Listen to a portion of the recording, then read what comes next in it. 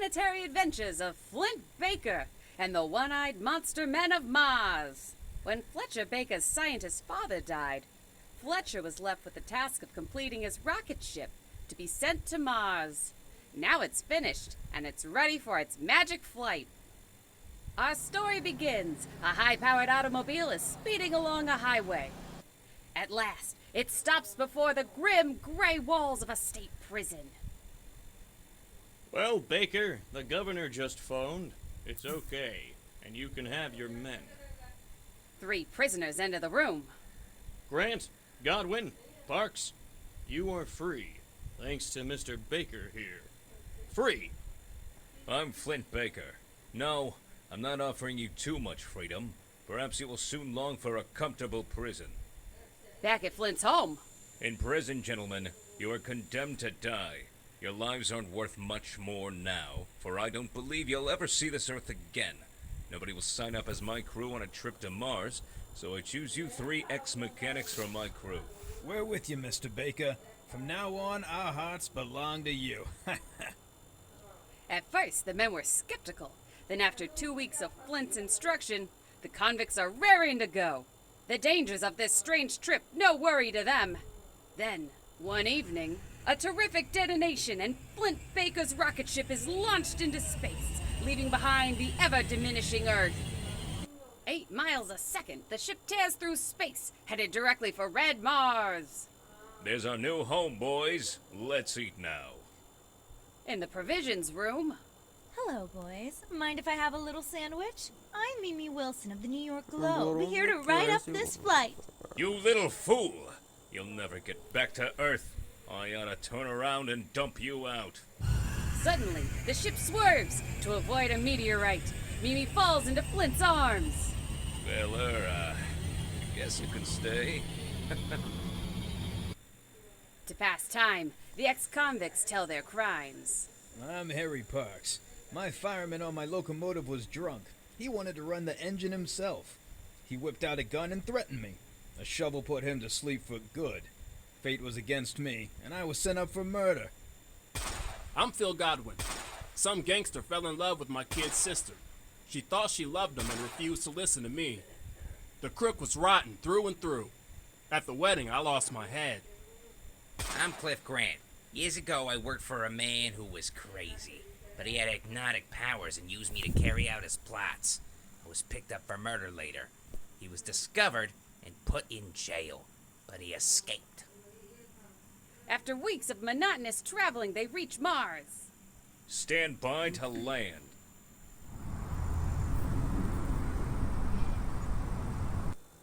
Just think, Mimi. We're the first Earth people to land on Mars. Look, Flint.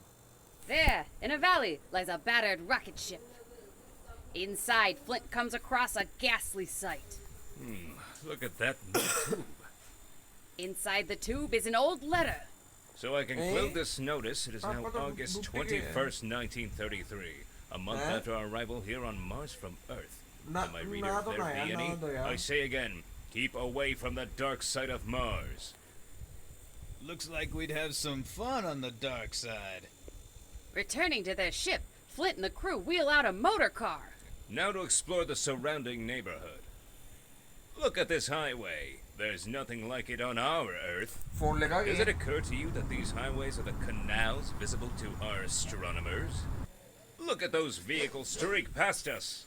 At last, a wondrous city looms up before them. Wow! Look at that! On approaching the gates, a ferocious watchdog springs at them. Then, from a window, Sakakiyor, Sarok, Estam! the beast retires and the strange woman greets the Earthmen. Ah, so you are from the Earth. We have waited so long. Come, you can help us. Noble father, ruler of Ru, I bring you brave Earthmen. I and my daughter, Princess Vika, are your hosts here on Mars. You are timely guests.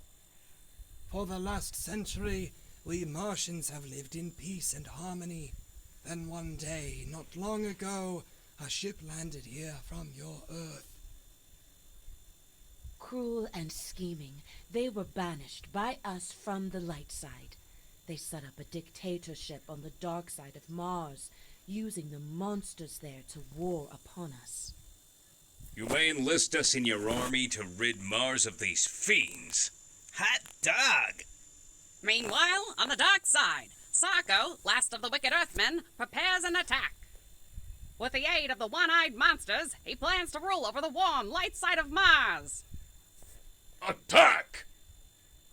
Then, from the dark side come hundreds of huge flying ships. The Earthmen find it possible to discard their spacesuits. Judas, here they come. In an inner room, Vega presses a button and a glass-like dome covers the city. The dome is impervious to the enemy's attack. The ships head back to the dark side. Sarko is enraged. So, you failed. There is only one other method of attack. Hand-to-hand struggle. And bring back Princess Vega to me.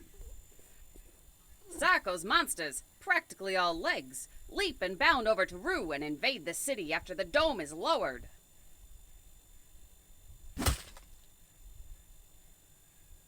And before Flint's eyes, the monsters leap away with Mimi and Vega as prisoners.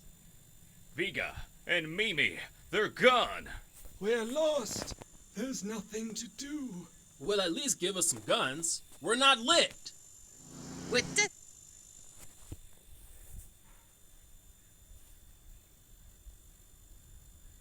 Give death to Mimi, Earth Girl. I give immortality to be with me forever. Grant crashes